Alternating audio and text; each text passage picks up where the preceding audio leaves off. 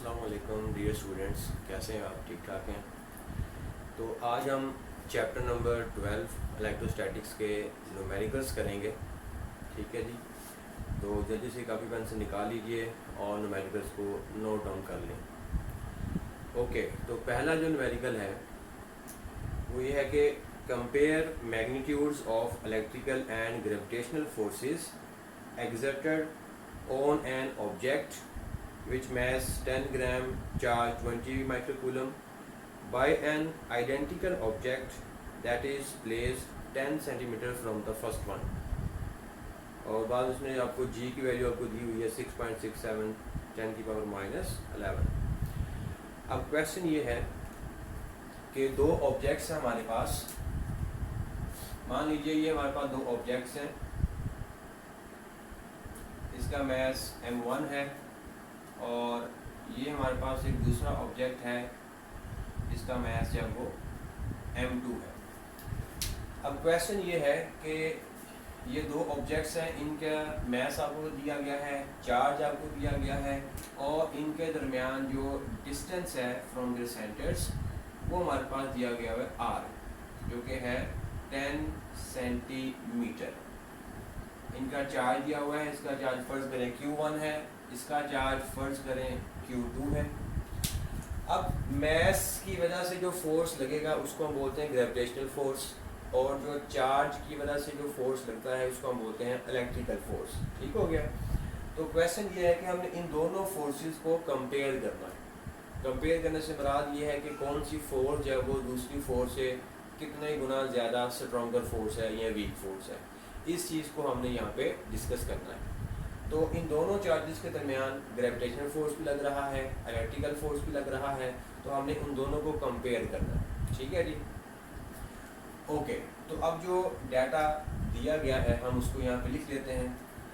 अब यहाँ पर जो न्यूमेरिकल्स आप करेंगे ना, तो आपने कोशिश करनी है कि न्यूमेरिकल्स को आप इस तरह जो है वो एडजस्ट करें कि जो एग्जामिनर जो चेक करने वाला होगा वो ज़रा उसको इतना मुश्किल ना पेश आए। ठीक है, जितना उसको चेक करने में मुश्किल पेश आएगी वो आपके लिए मसला बनेगा।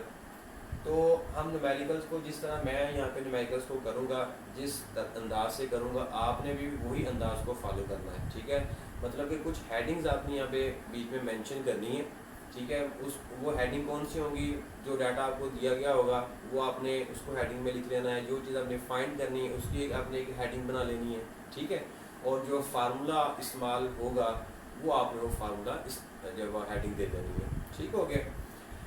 अब सबसे पहले यहाँ पर हम इसका डाटा निकालते हैं, उसको आप हेडिंग दे देंगे गिवन डाटा। मैं एक न्यूमेरिकल में मैं ऐसे करूँगा और बाकी आपने खुद ब खुद ही आपने इसको ऐसे इस पैटर्न के साथ आपने न्यूमेरिकल्स करना है। ठीक है, तो मैं एक न्यूमेरिकल जब कर देता हूँ एक अंदाज के साथ, फिर आपने बाकी न्यूमेरिकल जो वो आपने इसी अंदाज में इसी पैटर्न को फॉलो करते हुए करना है। तो पहला हमारे पास है गिवन डाटा।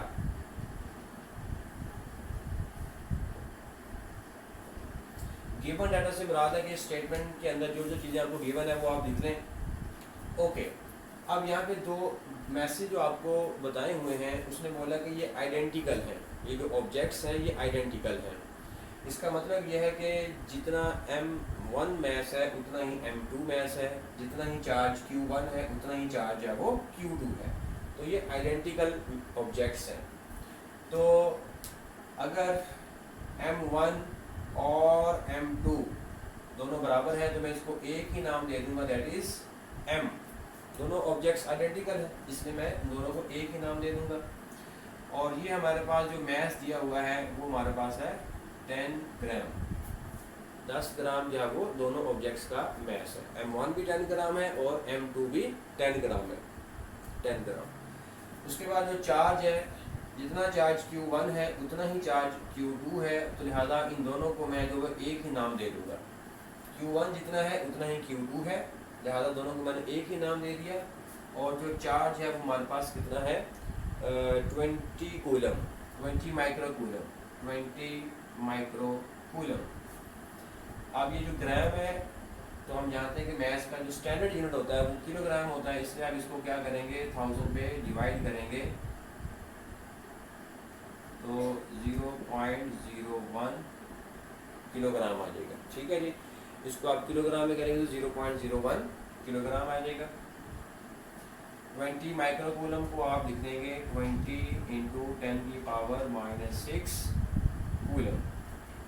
ये दोनों ऑब्जेक्ट्स के मैसेज और चार्जेस हमने लिख दिए। इन दोनों के बाद जो डिस्टेंस है उसको भी लिख देते हैं।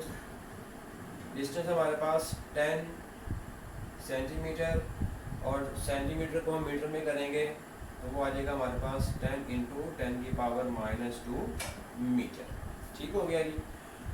उसके बाद हमें ग्रेविटेशनल कांस्टेंट की वैल्यू दी हुई है, वो भी गिवन डाटा में आ जाएगा 6.673 10⁻11 किलोग्राम पर मीटर स्क्वायर। ठीक हो गया, न्यूटन मीटर स्क्वायर पर किलोग्राम स्क्वायर इसका यूनिट होगा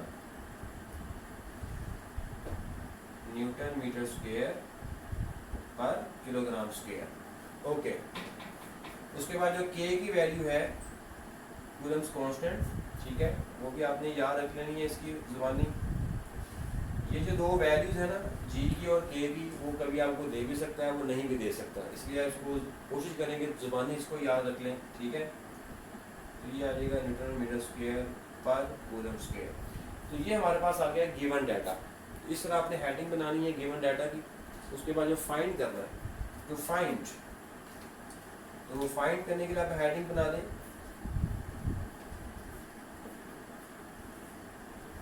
टू फाइंड, जो चीज़ हमने फाइंड करनी है। फाइंड क्या करना है, हमने कंपेयर करना है जो इन दोनों ऑब्जेक्ट्स के दरमियान फोर्स लग रही है, उसको हमने कंपेयर करना है। तो कंपेयर करने के लिए जो हम मेथड इस्तेमाल करते हैं वो होता है रेशियो का। ठीक है, रेशियो से हम देखते हैं कि कौन सा ऑब्जेक्ट या वो दूसरे ऑब्जेक्ट से कितना बड़ा है, कौन सा मैस दूसरे मैस से बड़ा है, कौन सी फोर्स दूसरी फोर्स से बड़ी है। हम रेशियो से ये वाला सिलसिला जब वो हल करते हैं। तो अब जो फाइंड करना है वो है इलेक्ट्रिकल फोर्स और ग्रेविटेशनल फोर्स में कंपैरिजन। तो उसके लिए हम क्या करेंगे, लिखेंगे हम यहाँ पे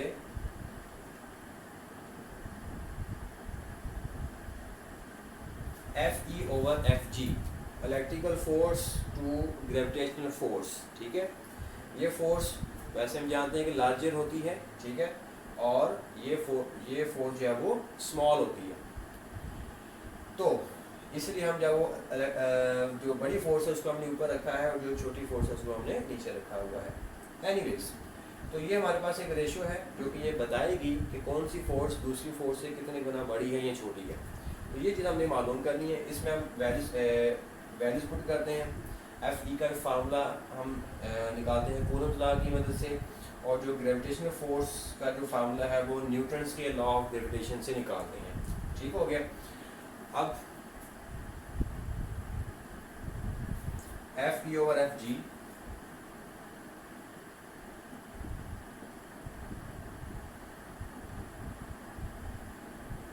तो FE हम निकालेंगे कूलम्स के फार्मूले से, जो कि बराबर होता है कि Q1 Q2 over R square, और FG होता है M1 M2 over R square. R square से कैंसिल हो जाएगा, तो इसकी हमें जो सिंप्लीफाइड फॉर्म मिलेगी वो ऐसी होगी कि अब Q1 और Q2 बराबर है, M1 और M2 M के बराबर है, लिहाजा ये जो है वो मज़ीद सिंप्लीफाइड होके ऐसे बन जाएगी कि Q स्क्वायर ओवर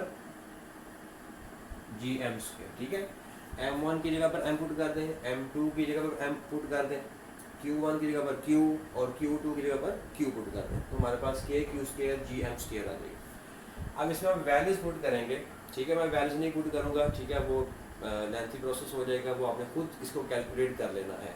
ठीक है, K की वैल्यू, सारी वैल्यू यहाँ पे गिवन है, यहाँ पे सारी वैल्यूज गिवन है, सारी वैल्यू यहाँ पे पुट कर दें इस फॉर्मूले के अंदर, और आपके पास रेशियो आ जाएगी। ठीक है, तो मैं यहाँ पे डायरेक्ट जवाब लिख दिया करूँगा, लेकिन आपने इसमें वैल्यूज पुट करके उसको कैलकुलेट भी कर लेना है। ठीक है, तो इसका जो जवाब हमारे पास आएगा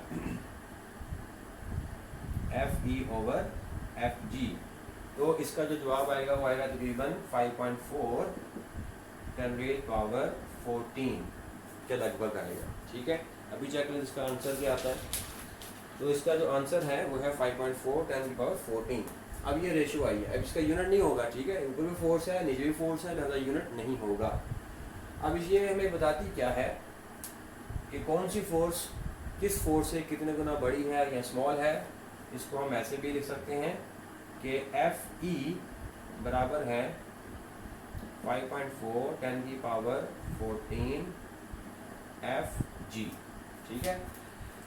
तो एफ जी से ये वाला फैक्टर मल्टीप्लाई हो रहा है, तब जाके एफ ई का आंसर आता है। जिसका मतलब ये है कि एफ ई जो है वो एफ जी से लार्जर फोर्स है बाय दिस फैक्टर, ठीक है। F E force is larger than gravitational force how many times 5.4 10 की पावर 14 टाइम्स। अब ये बहुत बड़ी रकम है, ठीक है। ये ऐसी है कि आप 54 के साथ आगे 14 जीरो जब आप और लगा दें, ये इतनी बड़ी जब वो फोर्स बन जाएगी। तो इससे साबित हो गया कि जो एफ ई जो है वो एफ जी से इतने गुना ज़्यादा लार्जर फोर्स है, ठीक हो गया। यहाँ तक भी हमारा आंसर ठीक है, ये भी आंसर हमारा ठीक है। तो ये हो गया हमारा पहला numerical. Question number numerical number 3 करते हैं। न्यूमेरिकल नंबर 3 है कि अ पॉइंट चार्ज Q -8 10 की power -8 coulomb is placed at the origin. Calculate electric field at a point 2 meter from the origin on the z-axis. अब question ये है कि हमारे पास ओरिजिन पर एक चार्ज पड़ा हुआ है, उसका आपको मैग्नीट्यूड भी दिया गया है जो कि है -8 10 की पावर -8 कूलम। अब हमने इस चार्ज की इलेक्ट्रिक फील्ड इंटेंसिटी की वैल्यू मालूम करनी है अलोंग जेड एक्सिस, ठीक है, कि जेड एक्सिस पर हमने इलेक्ट्रिक फील्ड इंटेंसिटी मालूम करनी है कितनी दूर 2 मीटर के फासले पर। ओके, तो हमारे पास जो डाटा गिवन है वो देख लेते हैं पहले। Q हमें दिया हुआ है -8 10 की पावर -8 कूलम। डिस्टेंस दिया हुआ है, जितने डिस्टेंस पर हमने इलेक्ट्रिक इंटेंसिटी को मालूम करना है वो है 2 मीटर। फाइंड करना है इलेक्ट्रिक फील्ड इंटेंसिटी E, ठीक हो गया। तो ये डायग्राम जब आप पेपर में बना भी सकते हैं, ना भी बनाए तो कोई मसला नहीं है, जस्ट आपको समझाने के लिए बनाई जाती है कि ओरिजिन पर हमारे पास एक चार्ज पड़ा हुआ है, ये जेड एक्सिस है, ठीक है। जेड एक्सिस इधर भी हो सकता है, जेड एक्सिस नीचे भी हो सकता है। जेड एक्सिस से मुराद है कि पॉजिटिव जेड एक्सिस और नेगेटिव जेड एक्सिस, ठीक हो गया। ओके, तो जेड एक्सिस की डायरेक्शन में हमने 2 मीटर के फासले पर इलेक्ट्रिक फील्ड इंटेंसिटी को मालूम करना है। तो हमारे पास जो फार्मूला है इलेक्ट्रिक फील्ड इंटेंसिटी निकालने का वो होता है E = 1/4πε0 Q/r² into unit vector. अब यूनिट वेक्टर यहाँ पे K क्यों आया है? क्योंकि हम Z की डायरेक्शन में फील्ड मालूम करना चाहते हैं, तो लिहाजा Z की डायरेक्शन में जो यूनिट वेक्टर होगा उसको हम क्या लिखते हैं? K से लिखते हैं। ओके, अब इस फार्मूले के अंदर आपने जस्ट वैल्यूज पुट कर देनी है। ये हमारे पास क्या होता है? ये सारा का सारा K होता है, ठीक है। 1/4πε0 जो है ये वाला सारे का सारा कूलम कांस्टेंट कहलाता है और इसकी वैल्यू होती है ये वाली 9 × 10 की पावर 9। उसके बाद Q की वैल्यू मैंने पुट कर दी, R की वैल्यू मैंने पुट कर दी और K एज इट इज आ गया, ठीक हो गया जी। अब इन सब को आपने सॉल्व करना है, कैलकुलेट करना है, कैलकुलेशंस करनी है और आपके पास जो आंसर आ जाएगा वो आ जाएगा 1.8 10 की पावर 2 न्यूटन पर कूलम। ये इलेक्ट्रिक फील्ड का यूनिट है और साथ में आ जाएगा K यूनिट वेक्टर। अब यहाँ पर ये माइनस साइन क्या रिप्रेजेंट कर रही है? माइनस साइन ये रिप्रेजेंट कर रही है कि जो इलेक्ट्रिक फील्ड की जो डायरेक्शन है वो नेगेटिव जेड एक्सिस की तरफ है, ठीक है। कि ये जेड एक्सिस हो गया, नेगेटिव से मुराद है कि नेगेटिव जेड एक्सिस की तरफ। तो यही उसने कहा था कि जेड एक्सिस की डायरेक्शन में इलेक्ट्रिक फील्ड मालूम करो। तो ये होगा इलेक्ट्रिक फील्ड की value along negative Z axis, ठीक हो गया। उसके बाद न्यूमेरिकल नंबर 4 की तरफ चलते हैं। न्यूमेरिकल नंबर 4 है determine the electric field at the position R 4I + 3J metre caused by a point charge Q 5 microcoulomb placed at the origin। तो सबसे पहले हम डाटा देख लेते हैं। डाटा में हमारे पास क्या क्या गिवन है। हमें एक चार्ज Q दिया हुआ है 5 माइक्रोकूलम। तो इस चार्ज की वजह से पोजीशन वेक्टर की डायरेक्शन में, जो कि 4i+3j है, ये पोजीशन वेक्टर है, इस पोजीशन वेक्टर की डायरेक्शन में हमने इलेक्ट्रिक फील्ड इंटेंसिटी मालूम करनी है। तो फाइंड करना हमने electric field intensity E। Okay, तो ये फर्ज करें हमारे पास वो चार्ज है Q और ये वो वाला पॉइंट है P, जिस पॉइंट पर हमने इलेक्ट्रिक फील्ड को मालूम करना है अलोंग दिस पोजीशन वेक्टर। इस पोजीशन वेक्टर की डायरेक्शन में इससे बनने वाला जो इलेक्ट्रिक फील्ड है उसको हमने मालूम करना है। ओके, तो अगेन हमारे पास फार्मूला वही है, E = KQ/r² into unit vector. अब यहाँ पे जो यूनिट वेक्टर है उसको हमने R लिखा है, क्यों? क्योंकि अब हम जो इलेक्ट्रिक फील्ड मालूम करना चाह रहे हैं वो in the direction of position vector है। यहाँ पर हमने K लिखा था, यहाँ पर हमने इलेक्ट्रिक फील्ड मालूम किया था in the direction of Z axis. तो Z एक्सिस वाला जो यूनिट वेक्टर होगा उसको हम K बोलते हैं। तो यहाँ पे तो R पोजीशन वेक्टर की डायरेक्शन में हम मालूम करना चाहते हैं, तो R पोजीशन वेक्टर का जो यूनिट वेक्टर होगा वो क्या होगा? r cap. इसलिए हमने यहाँ पे क्या लिखा है? r कैप लिखा है। ओके, अब इस इक्वेशन में हमें R मैग्नीट्यूड नहीं पता और ना ही हमें ये यूनिट वेक्टर की वैल्यू पता है, इसलिए हम इसको 1 कह के छोड़ देंगे। तो पहले हम R और r कैप निकालेंगे। मैग्नीट्यूड ऑफ R कैसे निकालेंगे? तो उसका फॉर्मूला हम जानते हैं कि उसका जो x कंपोनेंट है उसका स्क्वायर, उसका जो y कंपोनेंट है उसका स्क्वायर। ठीक है जी, तो ये वाला फॉर्मूला लगाकर हमारे पास R की वैल्यू क्या आ जाएगी? 5। ठीक है, पोजीशन वेक्टर का जो फॉर्मूला हम जानते हैं ना कि R बराबर होता है a² + b² √। ठीक है, ये पोजीशन वेक्टर R का मैग्नीट्यूड निकालने का फार्मूला होता है। इसमें A जो है वो x वाला कंपोनेंट ज़ाहिर करता है और B जो है वो y वाला कंपोनेंट ज़ाहिर करता है। तो यहाँ पे x कौन है? 4 है और यहाँ पे y कौन है? 3 है। तो लिहाजा इसको आप सॉल्व करेंगे हमारे पास क्या आ जाएगा? 5। ये आ गया हमारे पास magnitude of position vector R। उसके बाद R कैप निकालनी है, तो R कैप का फार्मूला होता है vector over magnitude of that vector. तो R वेक्टर कितना है? 4i+3j। ठीक है, ये R वेक्टर है, तो ये उसकी जगह पर ये वैल्यू आ गई R। अभी हमने ऊपर निकाला 5, तो R की जगह पर कौन आ गया? 5। तो ये वाला जो बन गया हमारे पास R कैप। ओके, अब R कैप की वैल्यू हमारे पास आ गई, मैग्नीट्यूड ऑफ R भी आ गया। अब ये वाला जो फार्मूला है या ये वाली जो वैल्यू है ये हम कहाँ पुट कर देंगे? यहाँ पर पुट कर देंगे। ठीक हो गया।